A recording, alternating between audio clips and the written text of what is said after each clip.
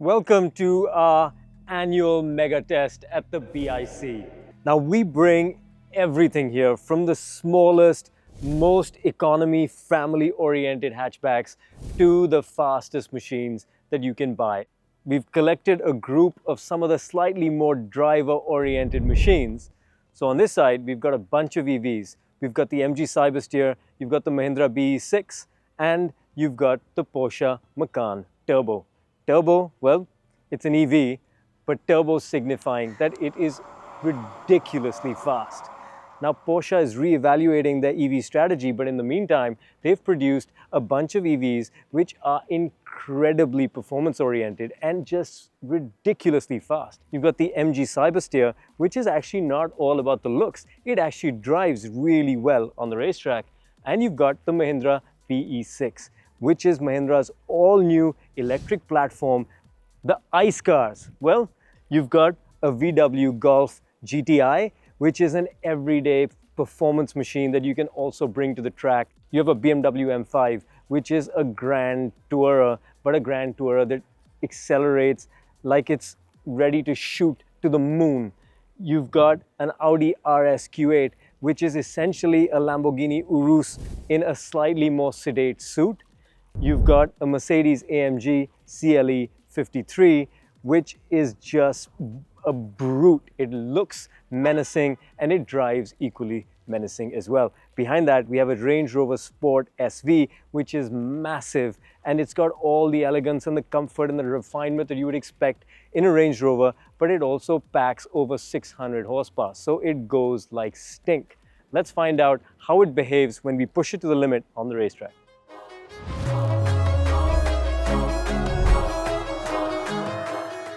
For our mega test and for this track test, we used the short loop of the BIC. This is the shorter, more technical 2-kilometer back half of the circuit. This avoids the front straight and the 1.2-kilometer back straight. More than outright power, we want to test chassis balance and composure at the limit.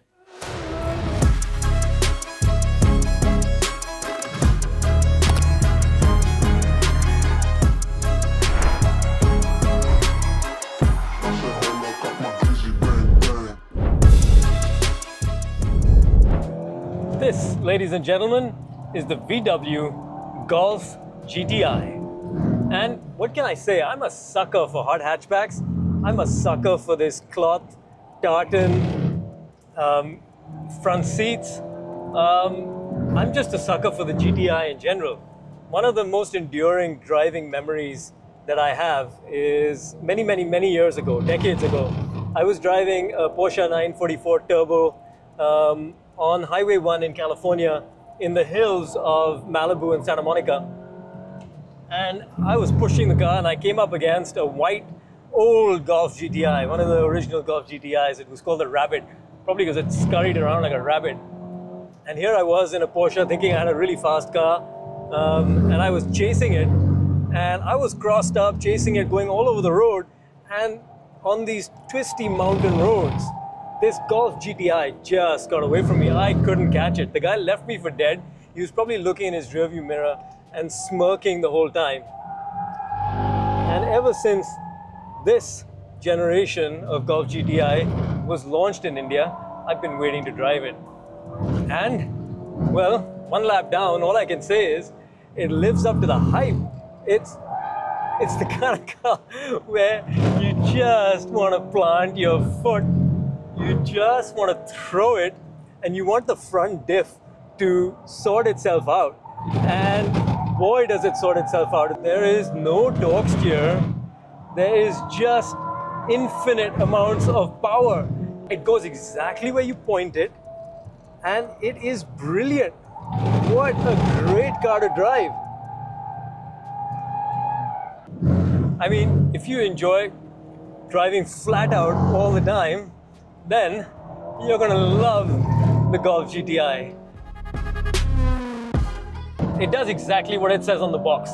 GTI means this is an everyday usable, practical, super fun car from behind the wheel. It's a car that you can use every day. It's a car that you can bring to the track and just plant your foot and really enjoy it. It just is full marks. Bring it back, do it clean, clean, clean. Smoke a sack, get my max, sipping lean, lean. This, ladies and gentlemen, is the Range Rover Sport SV. And I don't know if you can hear that. Whoa! We're in SV mode, which means that it's quite happy to be playful. And powering this car is BMW's 4.4 liter twin turbo V8 that produces in excess of 600 horsepower. Come on, come on, come on. There we go. Keep your foot in it. And the four-wheel drive system and the torque vectoring will pull you through the corner. Try and get all that mass around a corner, hopping, skipping, going sideways at corner exit. Oh my God, it's insane. What these SUVs can do in this day and age with all their mass, with this insane amount of power, with the crazy footprint and levels of grip that their engines provide. It is just tremendous. It's a super entertaining car. It's got all the... It's a little like a bucking bronco. It's got all the refinement and the luxury and the quality that you would expect from a Range Rover. But this is a Range Rover that on a racetrack, you can really, really hustle. You can hustle.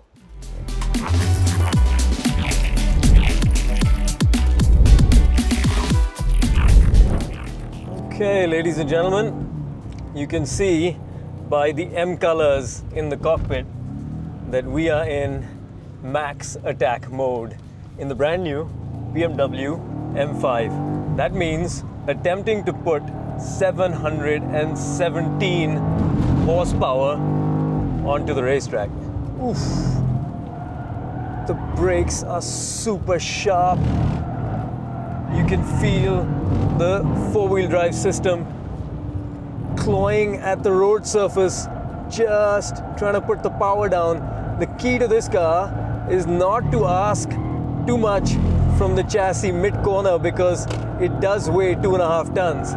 So I think we're just gonna have to try and be patient mid-corner and just ask for all those 700 horses at corner exit and see what it does. Trail brake, come on, it feels painfully slow, but we need to get it rotated. And then let's see if we can use the curb to further rotate it. There you go, that's a better corner exit. A little bit of slide on the exit. Feels a little bit like a ship that you're trying to turn the rudder. Come on. Okay, good. Getting it to dance a little bit. Come on, come on, come on. Easy, easy, easy. Easy, just the gentle transition. There we go, there we go, there we go. Let's just use a little bit throttle now, now, now, now. There we go. A little bit like an amusement park ride. So the M5, when you want to push it and bring it onto a racetrack, it will oblige. Maybe a little bit reluctantly so.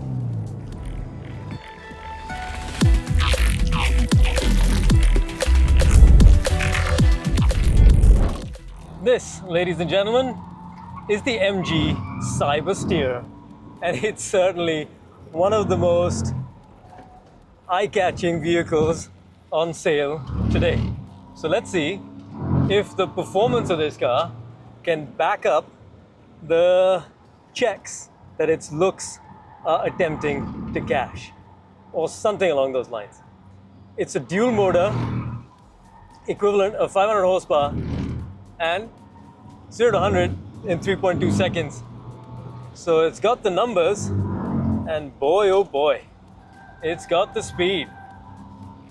This is MG under Chinese ownership, also trying to cash in on MG's sports car heritage. Now I've turned traction control off. I've put it in super sport mode. Speaking of super sport, the layout of the drive mode controls kind of reminds you of a certain super sports car. I'm talking to you, Lamborghini. And Jesus, so far, I gotta tell you, this drives like a full-on sports car. There's no messing around. This is not a big, heavy EV masquerading as a sports car. This thing certainly picks up its electric skirt and dances, for want of a better metaphor. It's fast, it's responsive, it feels like all the weight is low to the ground, it feels very controllable, and it feels like you can use all of that 500 horsepower. The surprising thing for me here is that the electronics are not attempting to nanny you. It responds to what you want it to do. It's just, if anything, it's just missing a little bit of that absolute grunt coming out of a corner compared to, say, a Macan. So, ladies and gentlemen, does the Cyberster EV cash the checks that its looks have written? I think the answer is yes. It drives really, really well.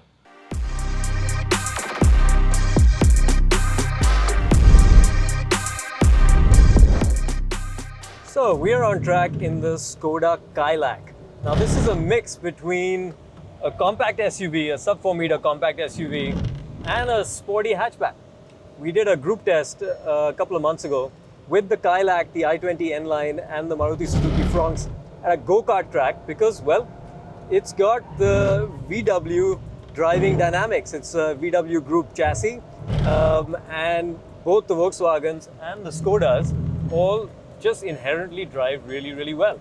This was also a car that we took out and tried to do 10 states in 24 hours and came extremely, extremely close. So this is an everyday machine, of course, but it's also a car that has the chassis dynamics, it has the driving dynamics, it has the inherent feel that allows you to throw it around when you feel like it. So that's precisely what we are doing at the present moment. So it's got a 3-cylinder, 1-liter turbocharged engine, petrol engine, and it's a nice thrummy sort of fairly decently revving motor. Doesn't have a lot of power, of course, which means that when you're pushing it, you really have to try and carry as much momentum as possible. So that's when you need the chassis on your side. So we just went through the S's, and in a set of corners like that, you just want to try and straight line it as much as possible. Here as well, we're on the Parabolica. I'm using the turf that's on the outside of the Parabolica to just get the car turned in. And you want to try and be flat on the throttle as much as possible. A little bit of lift off to get the front end pointed in. And in a car that has a good willing chassis that allows you to push it, you can take liberties like that. So you use all the tricks in the book to try and get a lap time out of a car like this. And, well, entertaining car to drive, no doubt.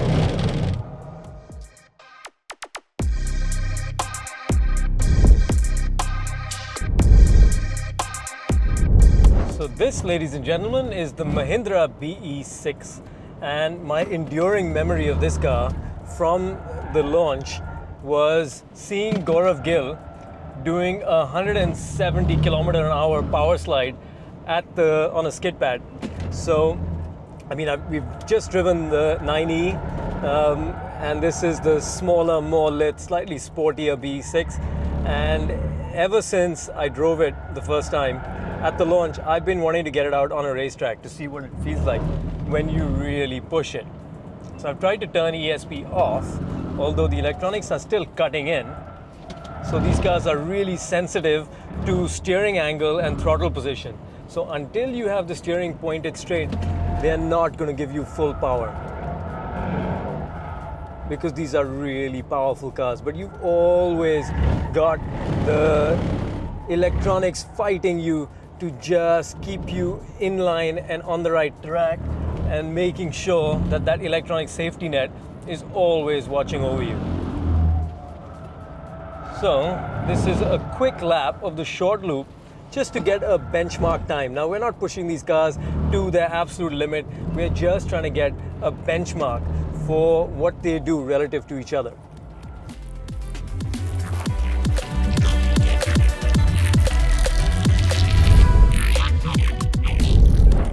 This is the Mercedes-AMG CLE 53, 3 liters, Inline 6, twin turbos, 442 horsepower, 560 Nm of torque, 4-wheel steering, 4-matic, 9-speed gearbox, and immediately it puts a very big smile on your face. We have just entered another level of performance.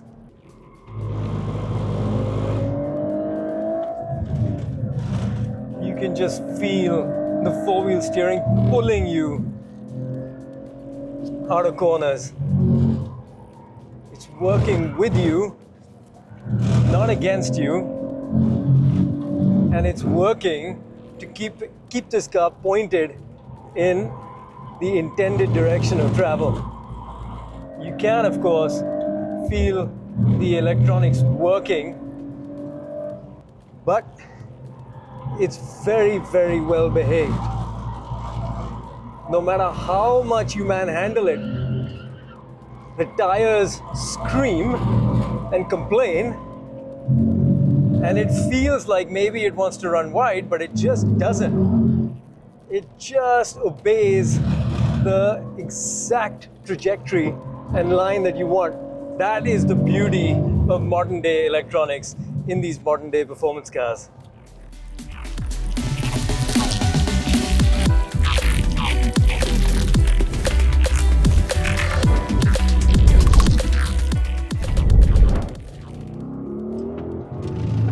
This, ladies and gentlemen, is the Audi RS Q8.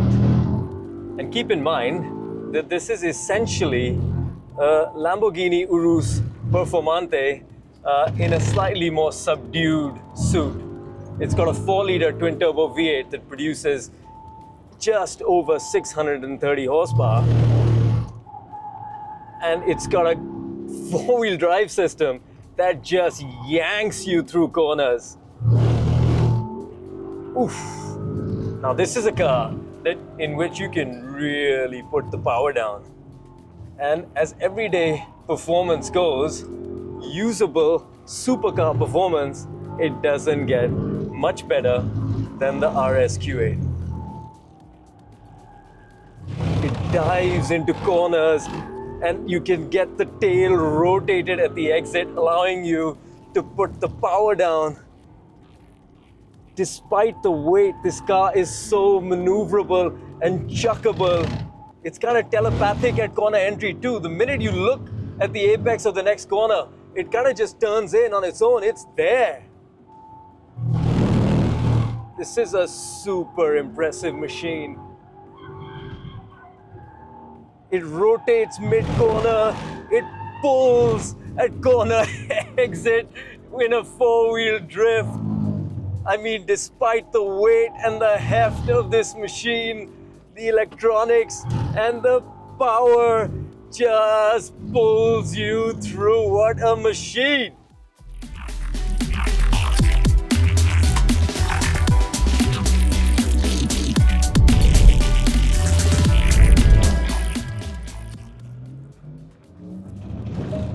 This, ladies and gentlemen, is the Porsche Macan Turbo. Now, I'm not sure why it's called a turbo, because it's an EV, but what I can tell you is when I first drove this car on the road, I realized that it was insanely fast. Insanely fast. It's the equivalent of 630 horsepower, dual motor, all-wheel drive, 0 to 100 in 3.3 seconds. And over 1100 Nm of torque, which means that it's plenty fast. And while Porsche might be reconsidering a lot of their EV-only strategy, when they do something, they do it very, very well indeed. And so, I expect that the Porsche Macan Turbo, which is trying to throttle me at the moment because it thinks we're gonna crash, and it's holding me in place where I think I might not be able to breathe any minute. But it's certainly holding me in place like this is something we should not be doing. That apart, the car seems fairly comfortable when you throw it around the track like this.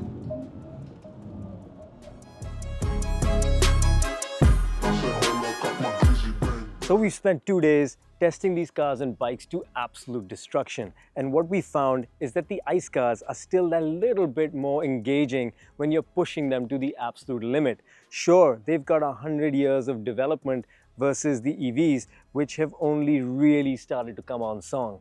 But the rate of development of the EVs and the rate at which the electronics in these cars is making big, massive, powerful cars like the RS Q8, like the M5, like the CLE, do things which defy the laws of physics is pretty incredible. And the rate at which the EVs are developing and becoming more engaging to drive is equally incredible.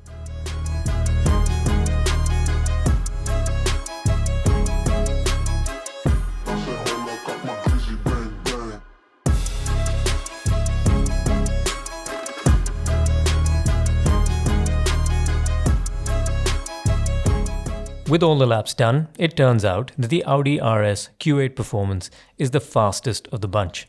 And frankly, it takes just a couple of corners in the Audi to be absolutely blown away by it.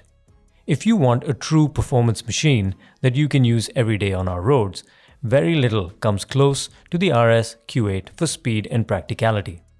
But of course, if you don't have almost 3 crores burning a hole in your pocket and its speed and practicality that you're after, then the VW Golf GTI has many of the same attributes. It's a great everyday performance car that has speed and practicality in spades. And if an everyday machine in the 50 lakh range is a little bit beyond reach, then the Škoda Kylaq provides similar levels of inherent engineering. It is, after all, a VW Group product. So, no matter what your price point, there's a driver's car in here for everyone.